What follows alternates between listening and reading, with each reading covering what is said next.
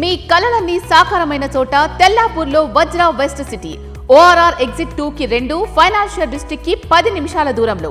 17 ఎకరాల్లో 78% open space, 38 ఫ్లోర్లు, 6 టవర్లు, 2.5, 3, 4 బెడ్రూమ్ ఫ్లాట్స్. కావలసినంత greenery, mega club house, roof top pool. Complete family life కోసం మీ ఫ్లాట్ ఈ రోజే బుక్ చేయండి. Contact number 9589587379.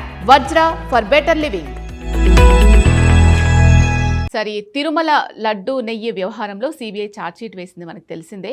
అయితే దీంట్లో జంతు కళేబరాల నుంచి వచ్చిన కొవ్వును ఆ నెయ్యిలో కలపలేదు అని చెప్తూనే కల్తీ జరిగి ఉండొచ్చు అని అంటోంది. అయితే ఈ వ్యవహారంలో తప్పెవరిదంటారు? ఇప్పటి వరకు తిరుమల లడ్డు విషయంలో సిబిఐ సిట్ వేసింది ఛార్జ్షీట్ మాత్రమే. ఛార్జ్షీట్ వేరు, జడ్జిమెంట్ వేరు. ఇది నేరారోపణ పత్రం అంటారు ఛార్జ్షీట్ అంటే. అంటే ఇన్వెస్టిగేషన్ పూర్తయ్యాక తమ ఇన్వెస్టిగేషన్ ఆధారంగా ఆరోపణ పత్రం తయారు చేస్తారు. ఛార్జ్షీట్ రేపు కోర్టులో దానిపైన వాద ప్రతివాదాలు జరుగుతాయి. అప్పుడు ఫైనల్గా కోర్టు జడ్జిమెంట్ ఇస్తుంది. Chargesheet is not judgment. చాలామందికి తెలియక ఛార్జ్షీటే జడ్జిమెంట్ అనుకుంటారు. ఛార్జ్షీట్ అనేది నేరారోపణ పత్రం. అది ప్రభుత్వం వైపు నుంచి, ప్రాసిక్యూషన్ వైపు నుంచి చేస్తున్న వాదన. ఇక ఈ సిబిఐ సిట్ ఇచ్చినటువంటి ఛార్జ్షీట్లో ఇప్పటి వరకు, అంటే ఈ ఛార్జ్షీట్ కూడా మళ్ళీ ఎన్నైనా దాఖలు చేయొచ్చు ఇన్వెస్టిగేషన్ ప్రొసీడ్ అవుతున్న క్రమంలో, ఈ ఛార్జ్షీట్లో జంతు కొవ్వు కలిసింది అని మాత్రం ధృవీకరించలేదు. ఇది సాక్షి వారు హైలైట్ చేశారు, వైసీపీ వాళ్ళు చెప్తున్నారు. చూడండి, చంద్రబాబు నాయుడు అసలు ఏ కేసు పెట్టకముందు, ఎఫ్ఐఆర్ కూడా దాఖలు చేయకముందు, ఏ విచారణ చేయకముందే జంతు కొవ్వు కలిసింది అని ఒక పెద్ద అభియోగాన్ని మోపారు. సో ఆయన లక్ష్యం వైసీపీని, కానీ అన్ఫార్చునేట్లీ అది తిరుపతి దేవునికి కూడా దక్కింది కదా.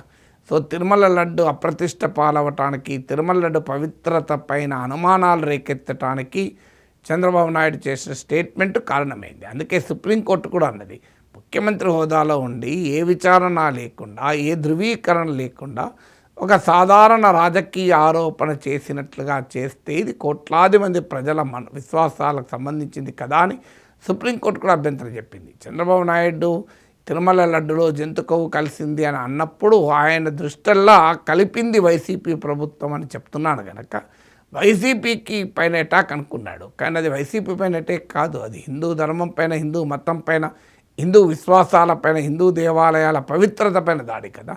సో ఆ దాడి మామూలు దాడి కాదు. ఎనిమల్ ఫ్యాట్ కలిసింది, జంతు కొవ్వు, పంది కొవ్వు, ఏందది, ఆ పదాలు వింటేనే పిచ్చెక్కిపోతుంది. సో అంతటి అన్యాయంగా అపవాదు మోపారు లడ్డు పైన.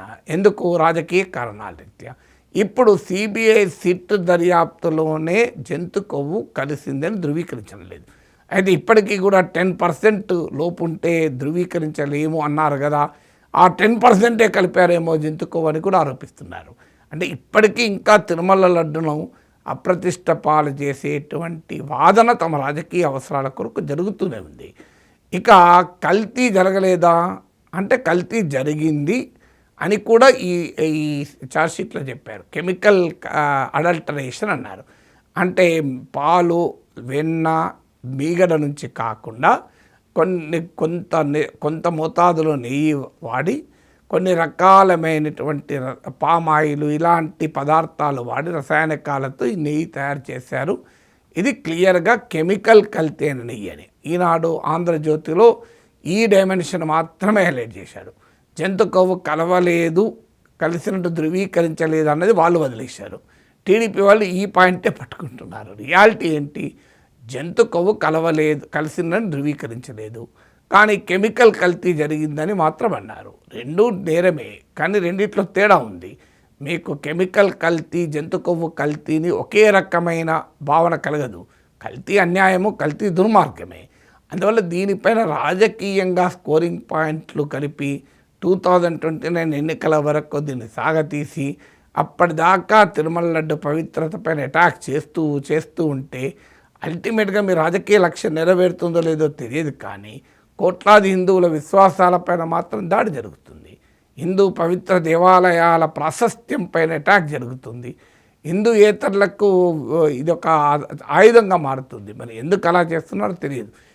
మీకు నిజంగానే విచారణ చేసి కల్తీ జరిగి ఉంటే దానికి సంబంధించిన దోషులు శిక్షించండి, ఎవరు అభ్యంతరం చెప్తారు. తిరుమలేశ్వరుని లడ్డూను కల్తీ చేసిన వాడు ఎంత దుర్మార్గుడైతే చేస్తాడా పని. అందువల్ల ఖచ్చితంగా చట్టం ప్రకారం కఠినాతి కఠినంగా శిక్షించండి. కానీ ఈ చర్చను డైలీ సీరియల్లాగా మార్చి ప్రతిరోజు తిరుమల లడ్డు కల్తీ గురించి మాట్లాడుతూ దాన్ని అపవిత్రం చేయకండి. జరిగిన అపవిత్రం కన్నా ఇది ఎక్కువ అపవిత్రం కదా. ఇప్పుడు ఆ కల్తీని మించిన అపవిత్రం ఏంటంటే దాంట్లో జంతుకోవాల్సిందే అని ఏ ఆధారం లేకుండా మాట్లాడడం, అది కూడా ముఖ్యమంత్రి స్థాయిలో మాట్లాడడం, ఇప్పటికీ కూడా ఇంకా జంతుకో కలిసి ఉండవచ్చు అని చెప్పడం, ఇది తిరుపతి లడ్డు విలువను తగ్గిస్తుంది కదా. మీ రాజకీయాల కొరకు దేవుణ్ణి వాడడం మానేయండి.